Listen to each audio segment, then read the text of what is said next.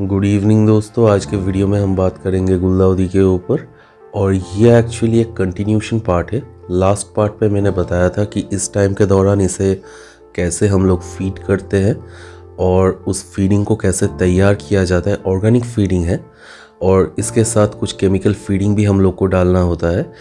तो organic feeding को कैसे रेडी किया जाता है, उसका प्रोसेस क्या है, क्या क्या मिलाना है उसमें, ये टोटल डिटेल्स आपको मैं डिस्क्रिप्शन बॉक्स में लिंक दे दूंगा। आप इस वीडियो को देखने के बाद उसे ज़रूर देखिए तो आपको बहुत ज़्यादा हेल्प होगा।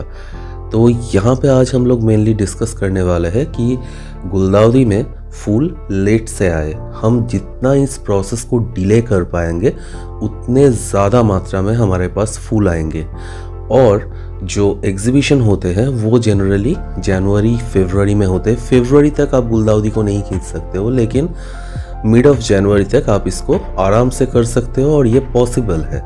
तो इसे कैसे किया जाता है, इसका टेक्निक क्या है, कौन कौन से फैक्टर होते हैं कि आप जिसको कंट्रोल कर सकते हो आर्टिफिशियली। बहुत ज़्यादा खर्चा करने का ज़रूरत नहीं है, लेकिन हाँ कुछ अमाउंट तक खर्चा होता है ये सब प्रोसेस में। तो सबसे पहला चीज़ है, गुलदाउदी को आपको जगा के रखना होगा, मतलब उसको सोने नहीं देना है। तो मैं जो थ्योरी के बारे में आपसे बात करने वाला हूँ ये थोड़ा सा कंट्रोवर्शियल है। अलग अलग लोगों का अलग अलग राय है इसके ऊपर। कोई कहता है 2 घंटे के लिए लाइट को एक्सटेंड करना चाहिए, कोई कहता है 3 घंटे के लिए, कोई कहता है यहाँ पे नाइट ब्रेक करना चाहिए। वो भी मैं समझाऊंगा आपको नाइट ब्रेक एक्चुअली होता क्या है।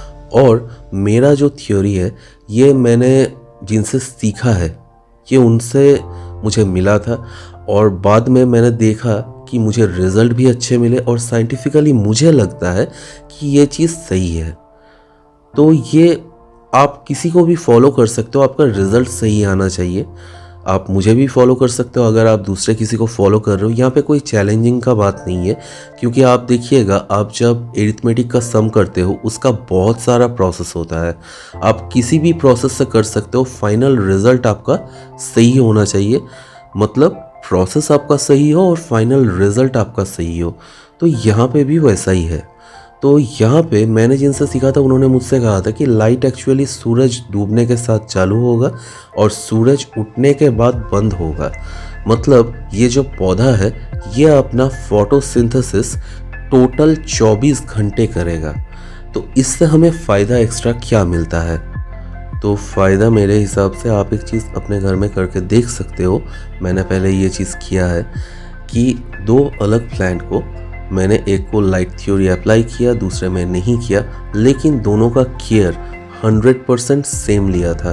मतलब उसमें खाद जो डालना है वो भी दोनों का सेम अमाउंट का था, जो भी केयर में कर रहा था फंगिसाइड पेस्टिसाइड का वो भी दोनों का सेम था। तो फाइनल रिजल्ट मुझे जो मिला, एक का साइज़ जिसमें लाइट एप्लीकेशन नहीं हुआ उससे दूसरे का साइज़ लगभग 3 गुना का अंतर था, लगभग 3 गुना। क्योंकि यहाँ पे एक्चुअली हम लोग को मिल क्या रहा है, यहाँ पे पूरा रात जो उसका सोने का टाइम है और जितना दिन आगे बढ़ते रहेगा सूरज का टाइमिंग उतना कम होते जाएगा। अगर आप इस टाइम पे देखो तो वो लगभग 11 घंटे के आसपास है, लेकिन वही चीज़ को अगर हम लोग 24 घंटे बना दें तो ऑटोमेटिकली जो फोटोसिंथेसिस का प्रोसेस है ये कंटिन्यू बन जाएगा और पौधा अपना ग्रोथ रोकेगा नहीं। और इसी वजह से अगर उसको सोने का टाइम नहीं मिला ऑटोमेटिकली उसमें बड फॉर्मेशन नहीं होगा। अगर आप कंटिन्यू लाइट देते रहोगे तो एक सर्टेन टाइम के बाद आप देखिएगा कि इसमें कभी फूल आएंगे ही नहीं। ये अपने ग्रोथ को कंटिन्यू करेगा और कभी भी ये अपना फूल नहीं खिलाएगा। इसके साथ और एक चीज़ का हम लोग ध्यान रखते हैं कि खाद मैंने पिछले दिन आपसे डिस्कस किया था उसे डिटेल्स में कि पोटाशियम ओरिएंटेड खाद बहुत ज़्यादा नहीं देना है। मैंने 13045 का एप्लीकेशन आपसे कहा था करने के लिए, लेकिन वो भी 1 ग्राम 1 लीटर पानी में डाल के सारे पौधे में आप स्प्रे कीजिए। मतलब बहुत ही कम मात्रा में पोटाशियम वहाँ पे पहुँच पा रहा है। तो वो जो पोटाशियम वहाँ पे पहुँचेगा वो पौधे का इम्यूनिटी सिस्टम बूस्टअप करेगा और ग्रोथ में भी एक्चुअली पोटाशियम थोड़ा बहुत हेल्प करता है। तो ये पोटाशियम का काम हम लोग इस तरह से लेते हैं।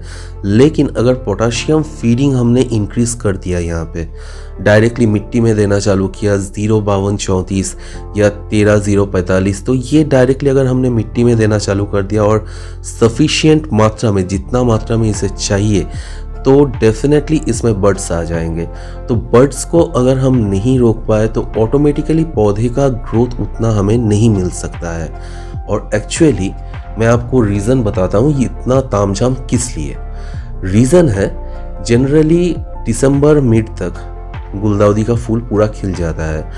तो एग्जीबिशन अगर मेरा जनवरी के 15 को है तो 1 महीना मुझे ये प्रोसेस को डिले करना पड़ेगा और डिले करने के लिए ही इतना कुछ किया जाता है। और डिले करने के चक्कर में पौधा और थोड़ा सा ज़्यादा ग्रो हो जाता है, जिससे हमें नंबर ऑफ फ्लावर ज़्यादा मिलते हैं। पौधा जितना बड़ा, जितना नंबर ऑफ वहाँ पे आपका डाली होगा, उतना ज़्यादा आपको फूल मिलेगा। ये सिंपल कॉन्सेप्ट है। तो यहीं पे एक्चुअली काम होता है। तो ये मेरा तो था 24 घंटे एकदम पूरा लाइट रहेगा और इससे पौधे का जो ओवरऑल ग्रोथ है ये काफ़ी ज़्यादा होगा। अभी दूसरे कॉन्सेप्ट में ये कहा जाता है कि गुलदाउदी को एक्चुअली 13 घंटे का लाइट चाहिए।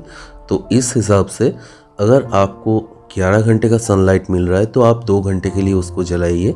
अगर उससे कम मिल रहा है तो टाइम एडजस्ट करके आप जलाइए। तो टोटल 13 घंटा कंप्लीट होना चाहिए। और एक कॉन्सेप्ट है, कोई कहता है कि आप नाइट ब्रेक कीजिए। What is night break? जब सूरज डूब गया उसे छोड़ दीजिए, उसे सोने के लिए छोड़ दीजिए। रात को 11 बजे आपको लाइट ऑन करना है और रात को 1 बजे आपको लाइट ऑफ करना है। मतलब रात के बीच में उसे 2 घंटे के लिए जगा दीजिए। तो ये देखिए, हो सकता है इस थ्योरी में बहुत ज़्यादा दम हो, लेकिन ये 13 घंटे का कॉन्सेप्ट मुझे बड़ा पसंद नहीं है। और रात को 2 घंटे के लिए मुझे उस लाइट को जालना है और उसके बाद उसे फिर बंद करना है। Either I have to use a timer, और नहीं तो मुझे फिज़िकली जाके ये काम करना पड़ेगा, जो कि 1 आध दिन के लिए चलिए सही है, लेकिन कंटिन्यू 3-4 महीने के लिए अगर मुझे ये काम करना पड़े तो इट्स वेरी डिफ़िकल्ट और हेक्टिक। तो इसीलिए मेरा सिंपल प्रोसेस है, सूरज डूब जाता है मैं लाइट ऑन करता हूँ और सूरज उठने के बाद मैं लाइट ऑफ कर देता हूँ। तो ये मेरा पर्सनल कॉन्सेप्ट है। अभी और कुछ चीज़ों के ऊपर जो मैं आपसे कह रहा था कि डिस्कस करूँगा, यहाँ पे हमें और एक चीज़ का ध्यान रखना है। ग्रोथ तो चलिए ठीक है, उसमें हम जो भी ग्रोथ ओरिएंटेड फर्टिलाइज़र है वो सब दे रहे हैं, लेकिन साथ में हमें ये भी ध्यान रखना है कि पौधे के ऊपर कोई पेस्ट अटैक ना हो जाए, फंगस अटैक ना हो जाए, और सबसे बड़ा खतरा इसको रहता है माइट से, उसका अटैक ना हो जाए। तो इसके लिए हमें कंटिन्यू इसका केयर करते रहना होगा। तो यहाँ पे मैं इस्तेमाल कर रहा हूँ एमिस्टर टॉप, कन्फीडर और ज़ोलोमाइट। आप इसका ऑल्टरनेटिव कुछ भी जो भी आपके पास है अवेलेबल, आप उसका यूज़ कर सकते हो। क्योंकि देखिए एक चीज़, ये तीनों जो मैं आपको शो कर रहा हूँ ये काफ़ी कॉस्टली चीज़ है। एमिस्टर टॉप मैं यूज़ करता हूँ, ये मेरा बहुत फेवरेट है, क्योंकि आपने मुझे इसको पहले भी यूज़ करते हुए देखा है गुलाब के ऊपर, तो मेरे पास ऑलरेडी परचेज़ किया हुआ है और इसलिए मैं इस पे यूज़ करता हूँ। कॉन्फिडर भी सेम, थ्रिप्स का खतरा रहता है या कोई भी स्टकिंग पेस्ट का खतरा रहता है, तो इसलिए मुझे इसको यूज़ करना है। और माइटीसाइड का यूज़ कंटिन्यूअसली होना चाहिए, क्योंकि देखिए हम लोग बारिश से बचाने के चक्कर में इसको क्या करते हैं, शेड के नीचे रखते हैं। अब शेड के नीचे रहेगा, कंटिन्यू पानी ऊपर से अगर ना गिरे तो वहाँ पे एक माइट्स अगर बाई चांस आ गया तो आपका पौधे का जो ग्रोथ है, एक्चुअली दूसरा कोई प्रॉब्लम नहीं है, कोई भी प्रॉब्लम आता है हम लोग सॉर्ट आउट कर लेते हैं। लेकिन यहाँ पे अगर बीच में मेरा 10 से 15 दिन नष्ट हो गया, क्योंकि प्लांट को रिकवर करने के लिए जो टाइम चाहिए वो अगर मेरा चला गया, तो वापस उस पौधे को उस जगह तक पहुंचाने के लिए वो टाइम मेरे हाथ में बचता नहीं है, क्योंकि फाइनल आउटकम का जो दिन है वो सेट है। मैं उस एग्जीबिशन के डेट को पीछे नहीं कर सकता हूँ। इसके लिए प्रोटेक्शन कंटिन्यूअस आपको लेना है। कंटिन्यूअस प्रोटेक्शन आपको लेके चलना है, यही कॉन्सेप्ट है। और आपने थोड़ी देर पहले देखा कि मैंने इस साल पहली बार, एक्चुअली इसीलिए मैं उसके ऊपर कोई वीडियो नहीं बना रहा हूँ क्योंकि मुझे कोई आइडिया नहीं है ठीक से कि उसका आउटकम कैसा आएगा, फाइनल रिजल्ट क्या आएगा। लार्ज वैरायटी का मैंने 20 पौधा लगाया है, देखते हैं। पौधा अच्छा खासा ग्रो कर रहा है, लेकिन जब तक फूल नहीं खिलेगा, क्योंकि उसमें एक बहुत बड़ा इशू है, उसको आप ज़्यादा खाद नहीं दे सकते हो, क्योंकि अगर उसका ऊपर का हिस्सा अगर मोटा हो गया, मतलब हम लोग बंगाली में कहते हैं कि माथा मोटा कर लिया, तो वो अपना फूल नहीं देगा, वो बड नहीं लाएगा। तो यहाँ पे मैंने कुछ इजी वैरायटी अपने नर्सरी मैन से बोल के मंगवा लिया है, क्योंकि मुझे इतना आइडिया नहीं था इसका। तो इस साल मैं इस चीज़ को प्रैक्टिस कर रहा हूँ, अगले साल तक देखते हैं। अगर मैं सक्सेस रहा तो डेफिनेटली अगले साल आपको इसका भी मैं पूरा बताऊँगा कि कैसे करना है, क्या करना है। इस प्रोसेस को आप सही से फॉलो कीजिए, तब जाके आपको सही वाला ग्रोथ मिलेगा। और डेफिनेटली डिस्क्रिप्शन बॉक्स में देख लीजिएगा, लिंक मैं दे दूंगा आपको। इसका जो खाद मैंने यहाँ पे इस्तेमाल किया, उसका टोटल वहाँ पे एक्सप्लेन किया हुआ है कि मैंने क्यों यूज़ किया, क्या यूज़ किया, ईच एंड एवरीथिंग डिटेल में एक्सप्लेन किया हुआ है। तो डेफिनेटली उस वीडियो को भी देखिए और इसको एक लाइक कीजिए, इस वीडियो को एक लाइक कीजिए, इसको शेयर कीजिए अपने दोस्तों के साथ जो भी गुलदाउदी का पौधा कर रहे हैं, और चैनल को डेफिनेटली सब्सक्राइब कीजिए। चलिए देखते 20,000 कब तक होता है, बहुत जल्दी होने वाला है। Thank you very much.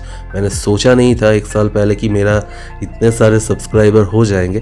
Thank you very much for the support. चलिए आज के लिए बस इतना ही, मिलते हैं अगले वीडियो पे।